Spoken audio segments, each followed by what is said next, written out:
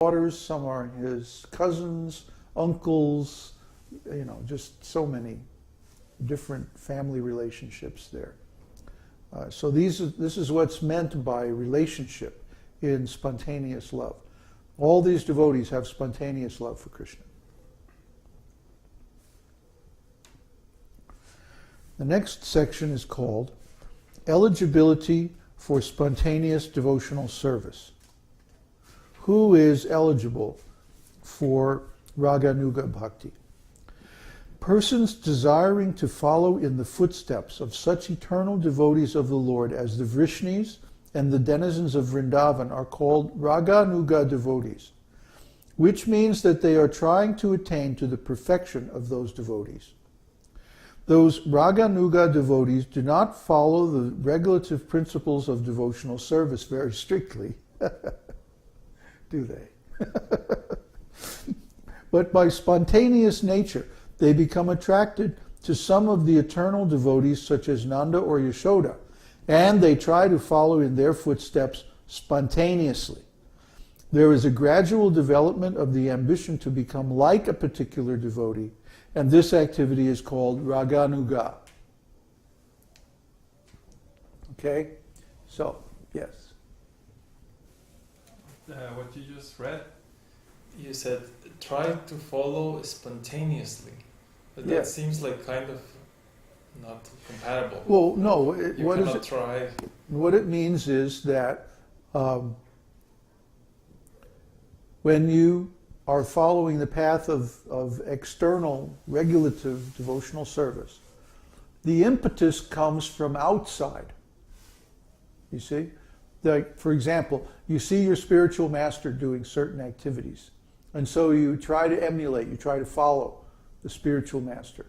Or you see the other devotees doing this and that. Or you read in the Shastra that you were supposed to do certain things. And so you try to follow that. And that standard, or the impetus for that devotional service, is external to oneself. However, in spontaneous devotional service, the impetus for devotional service comes from within oneself. See, that's what spontaneous means. You see? But this can actually be developed. That's the tricky part. Well, it's a little bit tricky, but try to understand that most people come to devotional service on the platform of regulative service. Okay? So at a certain point in that regulative service, one sits down and has a serious talk with himself and goes, I've been following all these rules and regulations, and this is very nice, and I feel purified. And certainly I've made much more advancement in spiritual life than I ever have by any other method. But there's still something missing. There's something in the core of my heart which is still not satisfied, still not fulfilled. This devotional service is very wonderful, And I can feel something that, like, Krishna is satisfied by it. But at the same time, I can also feel that he wants something more. That he could be even more happy, more satisfied by my devotional service. How can I do this? Well, let's see. If I read the stories in the Shastra of the great devotees and how they satisfied Krishna by their devotional service, I can see a common thread, a common trait amongst all of them, which is at some point in their life they made a big decision, a big determination to serve Krishna in a certain way. See, like Krishna in Bhagavad-gītā talks about vyavasayatmika buddhi. Vyavasayatmika means firm determination. Okay, so all the great devotees who achieved success in devotional service, they made this determination how they were going to serve Krishna. And they usually did this either by association of a great devotee, such as their spiritual master, or by following the examples of great devotees that they heard about, either through the scripture or through some other way. For example, Prahlad Maharaj, sorry, not Prahlad Maharaj, because he had a direct spiritual master, but Dhruva Maharaj. Dhruva Maharaj heard that great devotees go to the forest and chant mantras. They go to the forest, they perform austerities, and they chant mantras. So he said, that's what I'm going to do. I'm going to approach Krishna by going to the forest and performing severe austerities and chanting mantras. And that's what he did. See? So other devotees, when they approach this stage of their devotional service, they look into the Shastra and they see, there's all these different devotees and they all have a different kind of relationship with Krishna. So what kind of relationship do I want with Krishna? How can I follow the example of these great devotees? And after a while, he finds one devotee or one class of devotees that inspires him that yes, I want to serve Krishna in this way. And then from inside, from his own determination, he makes that decision, that determination, that vyavasayatmika buddhi, that unbreakable determination to serve Krishna in that particular way, based on his own taste, his own attraction for the service of a particular class of devotee, either in the scriptures or in his own life that he sees. So this is how one develops spontaneous service. See?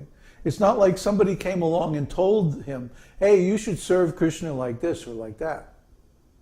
No, it came from his own spontaneous desire to serve Krishna in that way. You see? That's the difference. It's a decision that's made on his own determination. See? And this is why, even though it says they don't follow the regulative principles very strictly, what that means is they don't live like a rigid, regulative lifestyle. They still follow the regulative principles in the sense that they don't fall down into material consciousness. They don't commit sinful activities. They don't commit offenses either. Pure devotees. Raganuga Bhakti. They're already beyond that.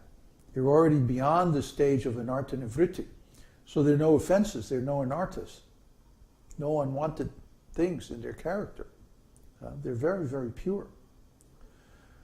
But they want to go higher, they want to go further, they want to reach a more intense stage of love of Krishna. They take this on their own initiative. It's like they've already gone far enough, to earn liberation. They're not concerned with liberation. They're not concerned with stopping sinful activities or anything like that. They want to go farther. They want to go higher. They want to go to a more intense, more closer platform of relationship and service. So they make this great decision, this great vow, this great determination that I want to serve Krishna like this. And they approach Krishna like that, and they beg for that service. And then they study the great devotees in that particular mood for clues. See? And then gradually, slowly, one little step at a time, this relationship becomes revealed to them internally. It's an amazing thing. It's the most fantastic thing. Because it's Krishna directly revealing to his devotee how he wants the devotee to serve him. It's just fantastic. You got to get there. You have to become spontaneous devotee. So, there is a gradual development of the ambition to become like a particular devotee, and this activity is called raganuga. We must always remember, however, that such eagerness to follow in the footsteps of the denizens of Vraja, Vrindavan, is not possible unless one is freed from material contamination. In following the regulative principles of devotional service, there is a stage called anartha nivritti, which means the disappearance of all material contamination. Sometimes someone is found imitating such devotional love, meaning spontaneous devotion, but factually he is not freed from anarthas or unwanted habits. It has been seen that a so-called devotee proclaims himself a follower of Nanda, Yashoda, or the gopis, while at the same time his abominable attraction for mundane sex life is visible. Such a manifestation of so-called divine love is mere imitation and has no value. When one is actually spontaneously attracted to the loving principles of the gopis, there will be found no trace of any mundane contamination in his character.